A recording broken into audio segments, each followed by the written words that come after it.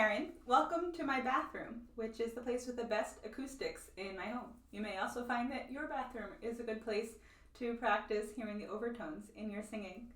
So I'm going to demonstrate for you some of the different ways that I am using overtones in Despertar. It's basically just 3 different vowels, and I like you to sing in such a way that you emphasize the overtones by having the sound be a little bit more frontal, perhaps than usual, not quite nasal, but just more in the front so the overtones pop out, and alternating these vowels that illustrate different, that use different overtones in your singing. So I'm going to demonstrate the 3 vowels. The first is the Italianate U, where the tongue is all the way in the back and the overtones are not prominent. So that's ooh,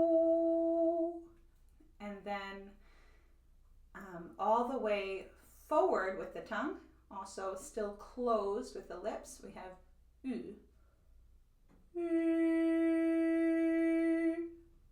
And in between, well, the tongue is in between those 2 positions, but the mouth is still closed, and that is Now I'm going to alternate between the 3 different vowels.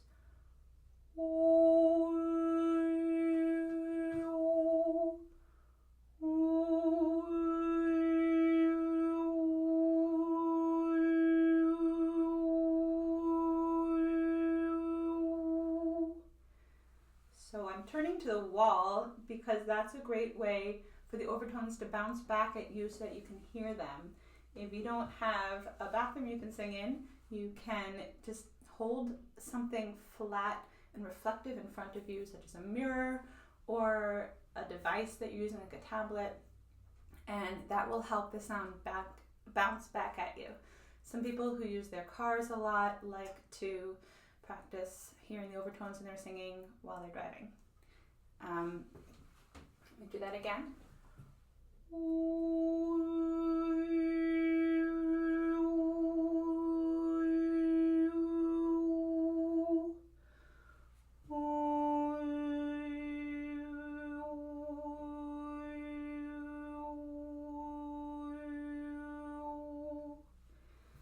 Now, in the piece, I alternate in a few different ways with these vowels. One is in the background a lot, there's an alternation between U and U. So that's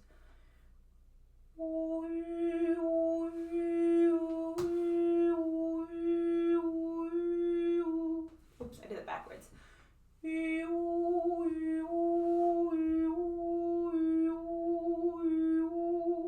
On the same note.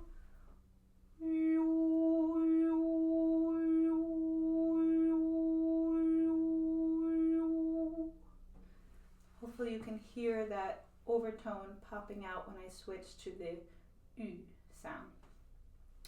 Another way that I use those vowels is something I'm calling an overtone trill, where I ask each singer to alternate freely between 2 of the vowels. So in much of the piece, it's the U and U that are alternating. So with the tongue sometimes all the way in front and sometimes in about the midway position. So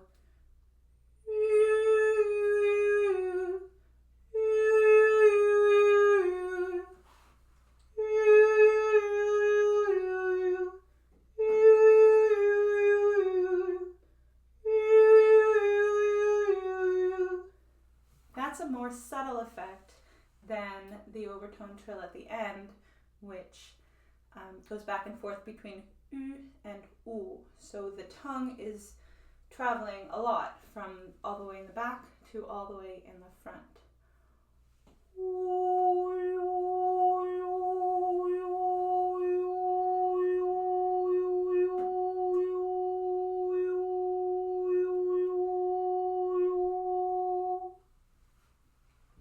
And that can be done rather irregularly, whereas for it should be more of a regular pattern of back and forth, whereas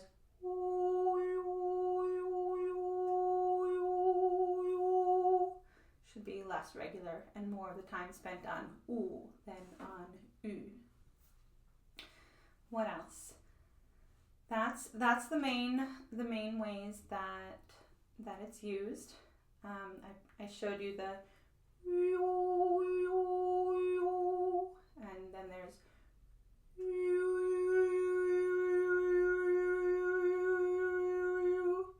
and